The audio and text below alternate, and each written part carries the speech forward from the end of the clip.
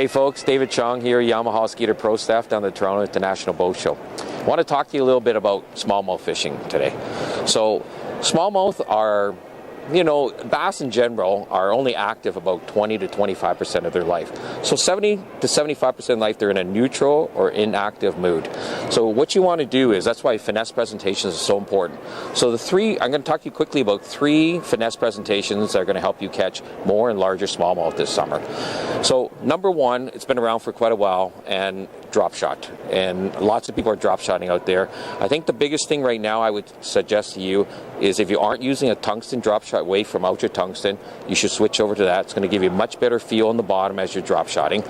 So probably the hottest finesse presentation out there though is the Ned rig. And right now that consists of a Z-Man shroom head and a Z-Man turd, finesse turd. That's TRD, and that stands for the real deal, and it's made out of a special material called Elastec. And the cool part about it is it's extremely buoyant, so when the shroom head sits on the bottom, the Elastec actually sits straight up and it kind of quivers in the water. They're very soft. Great for those tough to get to go smallies. And then the last one is a presentation that's come from Japan, from over the Pacific Ocean there, and it's called a Neko rig. And the component to Neko rig is kind of a modified wacky rig.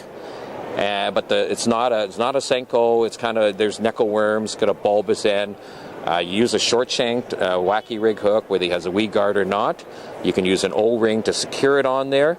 But the key to it is the Ultra Tungsten nail weight. So you put it on the short end, you offset it on the worm, and when you get it out there in hard bottom, and that nail weight, you tap it on the bottom, it's going to draw fish from a long distance away. They come over, there's this nice little juicy worm standing there, and they're going to pretty well eat it every time.